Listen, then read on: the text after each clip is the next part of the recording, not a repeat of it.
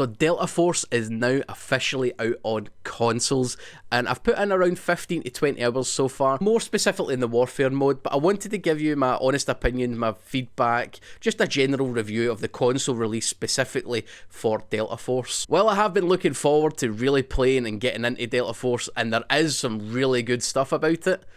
There is also some pretty overarching bad stuff about it, which kinda hinders it quite a lot. So far when I'm making the video, there hasn't been like any updates or anything shared about what they're possibly going to do in the future to maybe, you know, fix certain things in the game, so please bear that in mind when you're watching this video. But aye, let's get started then. So in this section of the video, I'm going to make it the good section. So while there is still bad things or things that are kind of need fixed with Delta Force, there is a lot of good in this game, and I don't want to make a video that's just like, this game sucks, blah blah blah. I want to be constructive with it, and I want to kind of showcase some of the really good stuff and highlight some of the things that might need a bit of a fixing, and just kind of get the best experience out of the game possible, because there is something here with this game. It just needs a wee bit more work, but again, like I said, there's a lot of good stuff about here. So the first thing I'm going to start with is, as you can see here from the PlayStation Store, Delta Force is completely free to play. You're getting the Black Hawk Down campaign, you're getting the Warfare mode, which is kind of like the big team battle, like Battlefield-esque mode, and you've got Operations mode, which is your extraction-based shooter.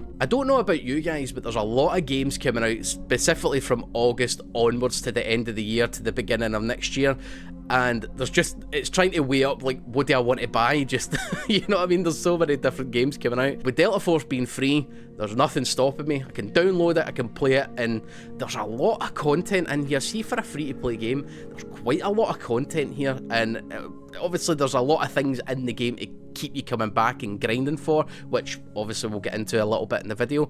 But completely free to play, you're getting 3 different modes, and again, there is a lot of replayability value within it. Specifically, I've put in maybe 15-20 hours of the Warfare mode, and I've still got a shit ton of stuff to do in there. Obviously, I have kind of dabbled a little bit with Operations. I've played the tutorial. One of the reasons why I haven't dived too much into it is a little later part in the video, so we'll keep that there. But completely free to play on PlayStation Store, completely free to play on the Xbox Store, and obviously it's free to play on the PC. So console release, big massive W, free to play. The second thing I want to talk about is there's a lot of guns and there's a lot of customization you can do here, which is a big massive positive in my eyes. Like, let's have a look at the AKS-74, right? This gun was maxed out. I think there was a couple other weapons that were maxed out for console players, just to kind of give them a little bit of a head start getting into the game. But as you can see here, there is so much attachments that you can put on. If you've never played Delta Force like I had, this seems overwhelming initially. Like, oh my god, there's an upper rail, left rail, muzzles, like there's so much things you can customize, right?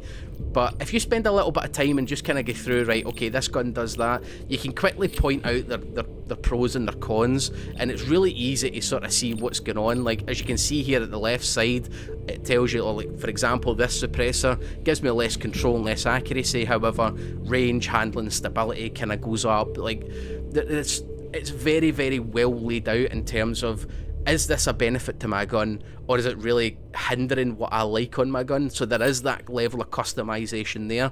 Obviously, to kind of top that off as well, you've got the firing range, which is awesome. It performs just as you expect it. You can customize what you need with the dummies. The only thing I've noticed is you can't reload in the firing range. I think that's a bug. I think they've spoke about that. But aye, huge bonus. The firing range is pretty awesome, does what it says in the tin, but the customization for your weapons on this is pretty surreal.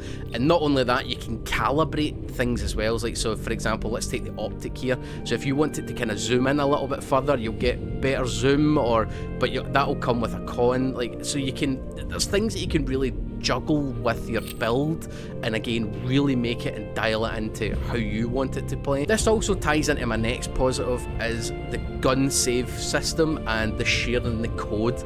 This is pretty fucking cool, right? So if you're made a build and you say to your friend, oh, rather than try to put on 12 different attachments, put this code in and the gun will build it for yourself. It's also very handy, like if you're a content creator or you're just someone in the community that wants to, you know, try different builds, you can just share a code, pop it in, and it's done for you. You don't need to sit and go through and go, right, use this optic and then scroll through all the optics. It just makes it a lot more cleaner, a lot more simpler, and it's just, like I say, it's just a kind of copy and paste number. It's not really anything you kind of need to think about. Another thing is customization in terms of skins are pretty cool for the guns. Like I've just unlocked this one here and I only had to kill 300 enemies using the weapon, so I can get that claimed. There is also things like deluxe skins, which I'll touch on in a little bit. There's also charms as well, which you can unlock from just playing the game and unlocking certain things with certain things that you earn in game. So there is a lot of customizations. Like you can really dial in your build, you can really dial in how you want it to look, and I like the fact that you've got all this customization there. Might be a little bit overwhelming, but when you start kind of getting used to it, you kind of pick out, like, right, I like this suppressor, I'll probably put that on most of my assault rifles. You kind of tend to find that. The same with like Call of Duty eventually, like you stick to certain attachments that you like and you know how it performs. It's just initially when you're seeing everything, you're like, oh my god, there's fucking hundreds. So as you can see here, I've unlocked quite a few guns. I've unlocked them through different little packs. There's some things that I've unlocked through a Mando brick, and I've unlocked a few things just from the PlayStation Store, for example. You can get wee different skins here or there. For a game like this, where it's not like a grounded realism sort of vibe, like I don't get that from this game. These skins kind of fit into it, and again it plays onto the customization, so I'm not really like huge on the fact that it's not exactly like realistic and whatever. So, but they're cool enough, do you know what I mean? And there's a lot to unlock. There's, again, I've not even scratched the surface about how many things I can unlock. Again, you've got things like charms, but there's also a really cool thing here called the Collection Workshop, which I want to touch on because this is really fucking cool. So when you're playing the game, when you're playing Warfare, if you are in the top 25% of your team, you've got the chance to unlock or make your progress towards what's called a Mando brick. And what that basically is, it's like a loot box, and you've got a big pool of items, or you've got a big pool of skins that you can unlock for different weapons, right? With the chance to unlock like the elite stuff. For example, let's look at this weapon. It's pretty crazy, it's pretty cool. That's like the top tier that you can unlock through this, right? But what also happens as well, you've got different, it's almost like CSGO. You know how when you unlock a skin, you can get it on like factory new, minimal wear, that sort of thing? They've got something like that in this game, except obviously when you use a Mando brick to unlock the weapon pool or the skins in that pool for that particular event or whatever, it comes in what's called different conditions, and that goes from S, A, B, C, I think D, I'm not sure, but it's something like that, S, A, B, C or whatever, which obviously the better the collection or the better the condition, the better the gun looks. So for example, I've got two here, so I've unlocked the R93 scaled. It's not really a nice looking skin as per se, but it's in a B condition, so it's like kind of, you know, setting to the worst, I guess.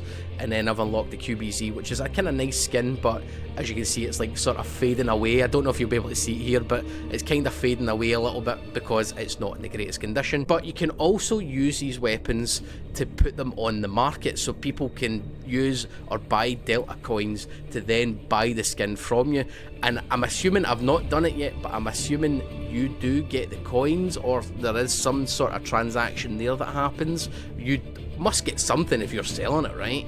So that's pretty cool. It's kind of like a limited CSGO thing. Obviously they've got their own market for where you're buying and selling skins with like real money, whereas with this it looks as if you actually need to buy the Delta Force coins to then go and buy it. So you're still paying stuff in the game to then get it, but you know, you can't sell it for actual money, which is a bit of a bummer. But again, it's pretty cool. It's something different. I've not seen it in a console game before, and I'm all for it, man. I'm all for this. I know this is kind of a hit and a miss for certain people. Some people like specialists in game, some people don't. Personally, it doesn't bother me. It adds another thing in the game that you kind of need to get used to. But the operators, for me, they're pretty cool. They look pretty cool. Obviously, you've got the customization, to change your skins and whatever. I haven't done that yet, but They've all got their own like uniques, they've got their own wee thing, they've got traits, and they're all pretty kind of unique and they all look pretty cool, so I don't really have a kind of quibble in any sense of that.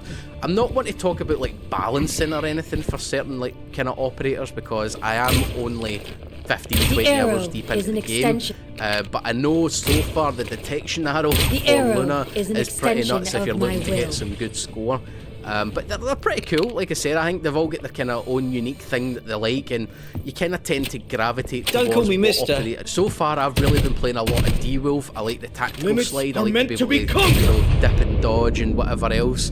Some people in the chat when I was live streaming, they like playing as Viron because they've got he kind of dashes and stuff. Them off their so feet. There's some things that people like about certain operators. I think they're pretty cool, man. I think there's not really much more I can really say on top of that. But I'm not wanting to talk about balance or anything like that, because I don't know too much about each individual one, but they're cool enough to me. I enjoyed it. Yeah, I'll probably get to playing them a bit more as the more I play in Delta Force, so aye, that's my take on this sort of operators. So I want to actually talk about the gameplay in terms of Warfare from what I've played. The game's pretty fun. There's a lot of stuff going on. You can flank round enemies. You can, you know, I seem to be playing a lot of attack and defend. That seems to be like my kind of go-to just now. Just while I'm figuring out some of the maps and how they play, the rotations, and just all in, like, kind of, it's just crazy. That's the best way I can sort of say it. There's so many like kind of gunfights happening. I do feel like you kind of get third-partied or fifth-partied quite a lot, but it seems to be pretty chaotic, and I quite like the chaos within the games. And the thing with the Warfare mode is you can really go on good gun streaks. You know, I feel like you're rewarded by going on good gun streaks. When you're popping off, you feel like you're kind of popping off, and when you get to that little specific area and there's a few of them there and you take them all out, there's that kind of feeling there that you go, oh, that felt really, really good. Do you know what I mean? Like, it's that kind of little dopamine hit that you get, that you go, oh, I want to play that, I want to experience that again. The maps themselves, the maps are alright. I wouldn't say there's any particular one that's a standout, like, oh, I love this map. The maps are okay so far from what I'm good. The general aesthetic of the maps are pretty cool. Each theme pretty unique. There's some sections or sectors within Attack and Defend which are pretty much just an absolute grinder for attackers and defense. So it's a case of this is just ultra chaos and nobody can move, because one team is sitting trying not to let the other team come in and the other team's just sitting at the very edge, so it's like a constant like battle at the head. So you're getting, like, I've seen people with 100+ kills in this game mode, and again, when you start going off and you're figuring out a lot of the things, you can really kind of get dialed in. You can really lock the fuck in when you're playing this and go on some pretty crazy streaks. You also get like the barrage and the guided missile, which is kind of like your kill streaks if you've got enough score. You can also call in vehicles with the score, so that's pretty cool. I really like that wee system there. When you get the guided missile and you get the big kills in the sector, or you use the barrage and you're getting a few kills, very, very satisfying. It makes you feel like when you've been playing, you've really earned that. You know, you're earning that, and you're maybe getting only a few kills here or there, but it does feel pretty good. To add on top of like the kind of gameplay experience, right, a lot of these games that I'm playing seem to be lasting half an hour to 40 minutes, and I acknowledge that it is quite a long time, but I also do like the fact you're in a game for that long, because it feels like you're pushing towards the objective. For me personally, I feel like, right, okay, I really need to defend this, and when you're playing for half an hour, 40 minutes, and it's a long time, and you're really locked in, you're dialed in, you feel like you are helping your teammates in that respect, like you are actually part of it, trying to push these enemies away. It's not a case of, you know, you're just really just going for kills and that's it. You know how like kind of Call of Duty and stuff, like, you know, you're playing just to get kills, you're not really playing the objective, whereas with this, the objective is to kill the people, to keep them away and capture the sector. So personally, I'm quite a fan of that. Half an hour, 40 minutes, even if you are on the team that is kind of getting dominated, you think to yourself, how am I going to get past it? There is got to be a way. Do you know, do I need to maybe go sniper and go around the side, or do you know what I mean? There's different things that you kind of think of when you're playing like kind of these bigger modes, and I'm quite a fan of that. I quite like, even there is some, I don't know if it'll be on the background at this point, but there is I think it was Knife's Edge or something we were playing, and there was just this one sector for like 8 minutes straight. It was just, we were here, the enemy team was there, and it was like a small narrow corridor which just running up and down trying to kill. While that was only a small portion of that full match in its entirety, it's one thing I really remember. It was I felt like I was really getting put through the meat grinder here. I was getting some kills, but I was also getting killed.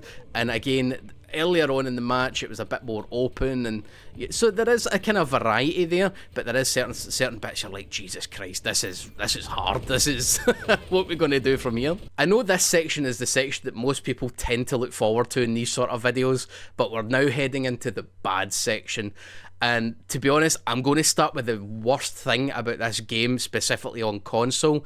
And to be honest, it's really making me not want to play the game at all until it's fixed. Let me jump into the firing range and I'll show you, right?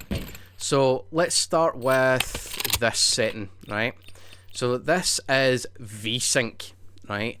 Now, VSync prevents screen tearing, as you can see just above here, but it will introduce additional input latency, right? A lot of the complaints that I've seen so far with Delta Force is controller feels clunky, it doesn't feel right, and to be honest, this seems to be the big factor, is VSync is automatically turned on, right? So as you can see here, I can notice it, right? See, when I'm playing and I'm moving my controller, I can feel that input latency, right? And I know VSync is known for that, right? I'm not saying that VSync having input latency is a big massive downer in the game. I understand that this is part and parcel with this setting, right? And obviously it does help with the screen tearing. As you can see, there's no screen tearing here. But this input latency with this setting is crazy. It's almost like when you're playing a fast-paced first-person shooter game, your reactions, you need to be snappy. You need to be snappy, and especially if there's 30-odd people in the other team, you really need to be dialed in to really get going, right? Now, here's the problem, right, for me. See, when I have graphics for the VSync I've put off and I've changed it to performance mode and put it to frame rate, ideally what should happen is I should be getting decent frames and I shouldn't really be getting any issues whatsoever, right? My frames seem to be going all over the place when I'm in the game, right? I've seen it jump to like 100, 110 to 80. It's all over the place, right? The one thing that happens when you don't have VSync on is you get really bad screen tear. Really bad screen tear. I don't know if it'll be able to pick it up on the video. I hope you can, right? You can see it straight away, right? I can see it. But the problem with this, if you've got that, like if you're playing like this, right, input latency's away. You are the gunplay and the gameplay is so snappy, it feels exactly how it should, right? Big issue for me is if I'm playing for any longer than a match or two with a screen tear and stuff, my eyes start to strain and I feel nauseous. So I really I'm kind of stuck between a rock and a hard place playing this game, because it's like I really want to play the game, but I can't make it past a game or two, and I need to either sacrifice some sort of gunplay or straining my eyes and my health. Because like I said, when I'm playing, I'm getting the screen tear, and if you can imagine, there's loads of things going on. You're dipping and diving, you're everywhere trying to look for enemies, and you're seeing all this stuff all the time. Your eyes are trying to process this information, and when there's that mismatch there, it really does not feel good after a length of time. And trust me when I say I've tried playing for one match, taking a break for a couple of minutes, and then getting back in. I've tried it, it still doesn't work. So I tend to do, if I'm playing without VSync on, I only tend to play maybe one game, two games, and then I'm like, I need to jump off. When I streamed, when this game released on its release day, I played for 4 hours with VSync off, and then I came off the stream and I was like, my eyes feel really strained, or I just feel nauseous after playing that, and I could not figure it out with the life of me what it was. But this is the issue. I've managed to kind of figure out this is the issue. Now, my monitor does not support varied or variable refresh rate So I can't even test that to see if that would maybe help it, but the screen tearing in this game, I don't know if it must be just a frame rate issue or something, but this really is bad. This is really, really bad, and very, very noticeable. And I'm only playing this here in the firing range, and you can, hopefully in the video you can see it, but I'm noticing it straight away. If you can imagine you're in a map with loads of shit happening, this is worse. This is so worse. So I've tried playing with VSync on. I feel like if I'm playing with VSync on, I can't do things such as like sniping or up close and personal with SMGs, because that input latency is throwing me off. And I've tried different sensitivities, I've tried so many different things to get it to work, and I just cannot figure it out. So I'm putting it down to there's an issue that they need to sort out with this frame rate. But this particular issue for me is the biggest thing, or the worst thing about Delta Force and console specifically. I'm playing on a standard PS5. I'm not playing on a PS5 Pro or anything, just standard PS5, and I want to play the game, but I'm actively taking a step back until this is fixed, it's addressed or something, because I cannot play between wanting to go for good games or sacrificing my health, or vice versa. Do you know what I mean? My health, to be honest, my health is always going to come first, let's be honest, but it's that thing alone that makes me go, I can't play this. And it's the reason why I haven't played the operations mode, because operations mode, you're in that for a long time, you're in gunfights, you need to be snappy, you need to be gunned, and any wrong move, you're out and you've lost all your loot. But if I want to save the strain on my eyes and play with VSync on, I'm at a disadvantage, because if I turn my stick and it's no there, and I'm going to lose that gunfight. I can't stress it enough. This is the big thing. So if anybody from Delta Force is watching this video, please sort this out, because it's a massive problem in the game. But I know for people that just tend to pick up a game, put it on and play it, they're not going to sit and fart about. They'll notice their controls don't feel the same and already uninstalled the game. Whereas I like to kind of try and figure out what the issue is, and I think this is the issue, but it's so bad. It is honestly so bad. If you've played this game already in console, this shouldn't really be a surprise what I'm about to say, but the menu and UI is pretty mental, as in it's really hard to navigate on controller. I don't know if it's the same for like mouse, probably isn't, but I feel like the menus are so convoluted that it's a lot to take in. It's a lot to take in, and this should tie in with my last point that I think's also quite hard to really get your head round. But as you can see here, so I'm looking at like collection, marketplace, store, whatever, yada yada, right? So let's go to events, right?